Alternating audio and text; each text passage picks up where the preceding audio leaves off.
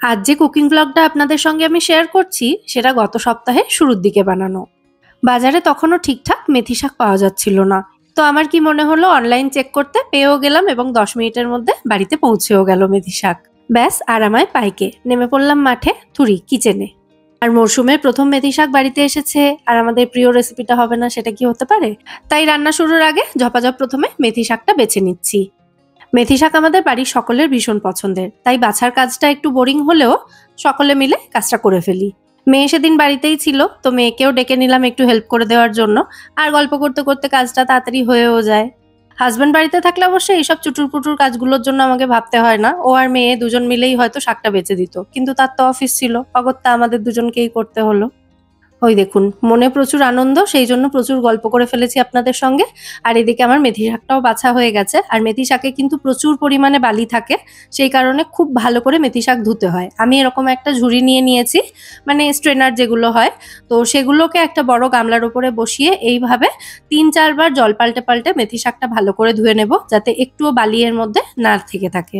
মেথি শাকে যদি বালি থেকে যায় তাহলে সেটা দিয়ে যাই রান্না করুন না কেন, সেটা কিন্তু মোটেই খেতে ভালো লাগবে না। তো মেথি শাকটা ধুয়ে জল ঝরিয়ে নিয়েছি, আর এদিকে 3টে কাঁচা লঙ্কা এবং 1 ইঞ্চ মতো আদা নিয়েছি। কাঁচা লঙ্কা আর আদাটা গ্রেট করে নিচ্ছি প্রথমে। থাম্বনেল দেখে হয়তো আপনারা এতক্ষণে বুঝতে পেরেই গেছেন যে আজকে বানাচ্ছি মেথি শাকের লাচ্ছা পরোটা। খেতে এটা দুর্দান্ত লাগে এবং একটুও কিন্তু তেতো ভাব থাকে না এতে। তো গ্রেট করা আদা কাঁচা লঙ্কাটার মধ্যে আমি ধুয়ে জল ঝরিয়ে রাখা মেথি শাকটা নিয়ে নিয়েছি।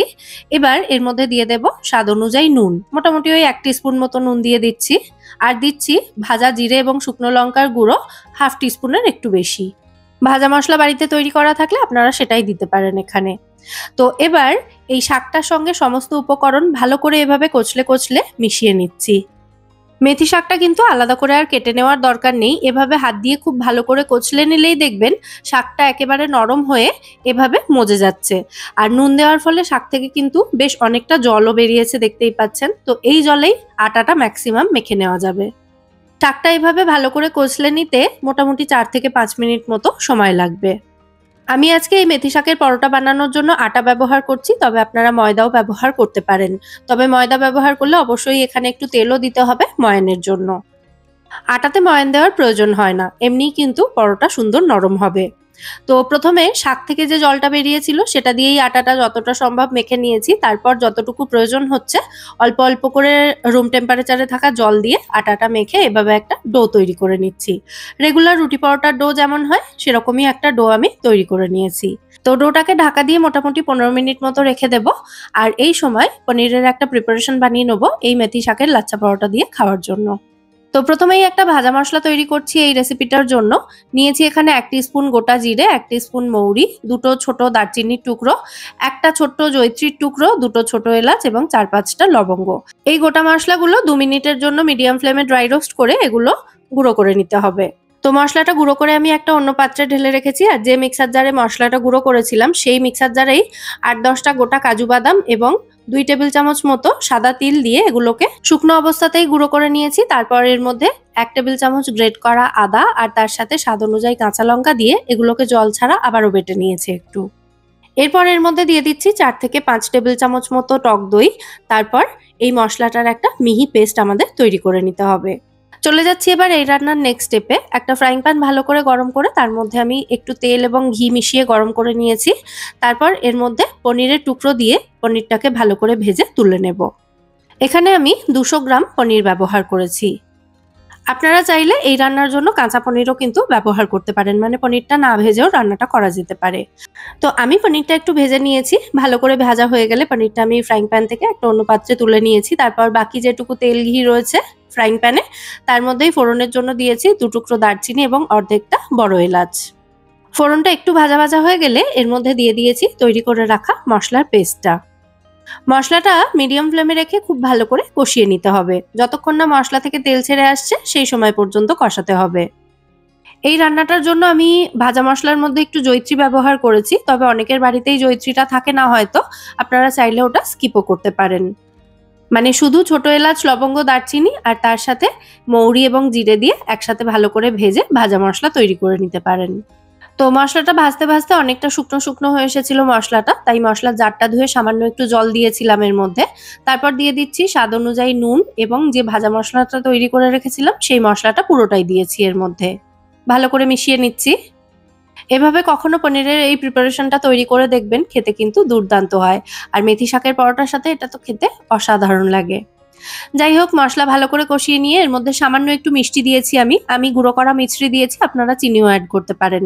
তারপর এর সাথে দিয়ে দিচ্ছি এর মধ্যে ভেজে রাখা পনিরের টুকরোগুলো। তারপর আবারও মশলার সাথে সমস্ত উপকরণ ভালো করে মিশিয়ে 2 থেকে 3 মিনিট একটু কষিয়ে নেব। আর এই মশলাটা কষানোর সময় এর মধ্যে দিয়ে দিচ্ছি 1 টেবিল চামচ মতো কাসুরি মেথি। আবারও ভালো করে মিশিয়ে দিচ্ছি। খুব সামান্য কিছু উপকরণ লাগে এই রান্নাটা করার জন্য, তবে প্রত্যেকটাই দেওয়ার চেষ্টা করবেন, তাহলে স্বাদ কিন্তু অপূর্ব হবে। যাই হোক, কাসুরি মেথিটা দিয়ে আবারও ভালো করে মিশিয়ে একটু কষিয়ে নিয়ে এবার এর মধ্যে দিয়ে দিচ্ছি গ্রেভির জন্য পরিমাণ মতো জল। যে যেমন গ্রেভি রাখতে চান জলটা কিন্তু অবশ্যই সেই হিসেবে দেবেন। মানে কেউ যদি একটু গ্রেভি বেশি রাখতে চান তাহলে জলটা একটু বেশি দিতে পারেন, আবার যদি একটু শুকনো শুকনো রাখতে চান তাহলে জলের পরিমাণটা কম দেবেন। তো এবার এটাকে ঢাকা দিয়ে লো টু মিডিয়াম ফ্লেমে কিছুক্ষণ রান্না হতে দেব, আর ততক্ষণে মেথি শাকের লাচ্ছা পরোটা বানিয়ে নেব। আটার ডোটা এতক্ষণে ভালো মতো সেট হয়ে গেছে, তো এটা একবার হালকা হাতে মেখে নিচ্ছি আমি। তারপর এর মধ্যে থেকে লেচি কেটে নেব কয়েকটা। রেগুলার রুটি পরোটা বানানোর জন্য যেরকম সাইজের লেচি কাটি আমরা, সেরকম করে কেটে নিলেই হবে। তো এরপর এর মধ্যে থেকে একটা লেচি নিয়ে সেটাকে শুকনো আটায় গড়িয়ে প্রথমে রুটির মতো করে বেলে নিচ্ছি। আজকে লাচ্ছা পরোটা বানানোর ভীষণ সিম্পল একটা প্রসেস আপনাদের সঙ্গে শেয়ার করব। অনেকেই জানেন হয়তো সেটা, মানে সবথেকে ইজিয়েস্ট যেটা হয় সেটাই শেয়ার করছি। তো রুটির মতো করে বড় করে বেলে নেওয়ার পর এর মধ্যে কয়েক ফোঁটা ঘি দিয়ে দিলাম আমি। ঘিটা দিয়ে হাত দিয়ে ভালো করে পুরো রুটিটার মধ্যে ঘিটাকে ছড়িয়ে দিলাম। তারপর দিয়ে দিচ্ছি একটু শুকনো আটা। আটাটা দেওয়ার পর আবারও এটাকে হাত দিয়ে ঘিয়ের সাথে ভালো করে মিশিয়ে দিচ্ছি। এরপর এই রুটির একটা সাইড ধরে এভাবে শাড়ির কুচির মতো এটাকে প্লিট করতে থাকতে হবে। এই প্রসেসটা বলে দিলে যতটা ভালো বুঝবেন তার থেকে ভালো বুঝবেন যদি দেখে নেন ভালো করে।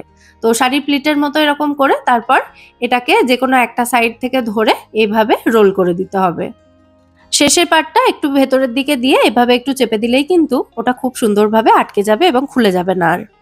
তারপরে সামান্য একটু শুকনো আটা ছড়িয়ে এটাকে আবারও বেলে নিতে হবে। আর এবার কিন্তু একটু হালকা হাতে বেলতে হবে, মানে খুব বেশি চাপ দিয়ে এটাকে বেলা যাবে না। লাচ্ছা পরোটা বানানোর এটা হচ্ছে সবথেকে ইজিয়েস্ট ওয়ে। মানে এই পদ্ধতিতে লাচ্ছা পরোটা কিন্তু খুব সুন্দরভাবে লেয়ারগুলো খুলবে, আর এটা সবাই ট্রাই করতে পারবেন। আর এই মেথি শাকের লাচ্ছা পরোটার সাথে পনিরের এই প্রিপারেশন যেটা আমি তৈরি করলাম সেটা খেতে কিন্তু দুর্দান্ত লাগে। অবশ্যই কখনো এই কম্বো রেসিপিটা বাড়িতে ট্রাই করে দেখতে পারেন। যাই হোক, আবার এটাকে আমি হালকা হাতে বেলে নিয়েছি, রুটির মতো করেই বেলেছি, মানে গোল করেই বেলে নিয়েছি। তারপর এটাকে একটা ফ্রাইং প্যান গরম করে তার উপরে দিয়ে দিয়েছি এবং এটাকে প্রথমে দুপিঠ থেকে ভালো করে সেঁকে নিয়ে তারপর অল্প একটু ঘি দিয়ে হালকা করে এটাকে ভেজে নেব। আপনারা তেল দিয়েও ভেজে নিতে পারেন। আর আমার এই নতুন চ্যানেলের কুকিং ভিডিওস বা কুকিং ব্লগগুলো আপনাদের কেমন লাগছে সেটা কিন্তু কমেন্ট করে অবশ্যই জানাবেন আমায়। যদি ভালো লেগে থাকে রেসিপিগুলো বা ভিডিওগুলো তাহলে অবশ্যই কিন্তু ভিডিওগুলোকে লাইক করে দিতে ভুলবেন না। আর তার সাথে আমার চ্যানেলটা যদি এখনো সাবস্ক্রাইব না করে থাকেন তাহলে চ্যানেলটা সাবস্ক্রাইব করে আমার পাশে থাকার এবং আমায় সাপোর্ট করার অনুরোধ রইল। তো আমাদের মেথি শাকের লাচ্ছা পরোটা এখানে একদম রেডি। এটাকে আমি একটা প্লেটে তুলে নিলাম। আর যেদিন এইরকম লাচ্ছা পরোটা বানানোর হয় সেদিন লেচিগুলোকে এভাবে আমি রেডি করে রেখে দিই আগে থেকে। মানে যে সময়টাতে হাতে হয়তো তেমন কোনো কাজ নেই সেই সময়টা বসে বসে লেচিগুলো রেডি করে রাখি, তাতে খেতে দেওয়ার সময় জাস্ট এগুলো বেলে নিয়ে ভেজে নিলেই কিন্তু রেডি হয়ে যায়। আচ্ছা, এদিকে এতক্ষণে আমাদের পনিরের প্রিপারেশনটাও রেডি হয়ে গেছে। তো ফাইনালি এটাকে আরো একবার ভালো করে নাড়াচাড়া করে মিশিয়ে দিলাম। দেখুন গ্রেভিটা কিন্তু আমি এরকম একটু ঘনই রেখেছি, মানে খুব বেশি পাতলা গ্রেভি রাখিনি। তো এটা একেবারে রেডি সার্ভ করার জন্য। এবার আমি এটাকে সার্ভ করে দিচ্ছি লাচ্ছা পরোটার সাথে।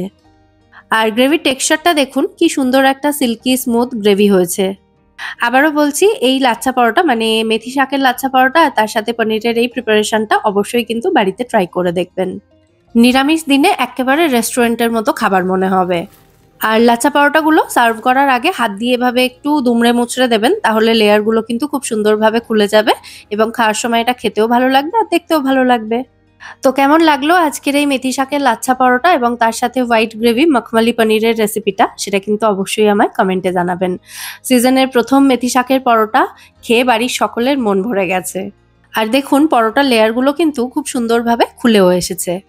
আর আজকের ভিডিওর এই রেসিপিগুলো যদি আপনাদের ভালো লেগে থাকে, ভিডিওটাকে বরাবরের মতো একটা লাইক এবং শেয়ার করে দেওয়ার অনুরোধ রইল।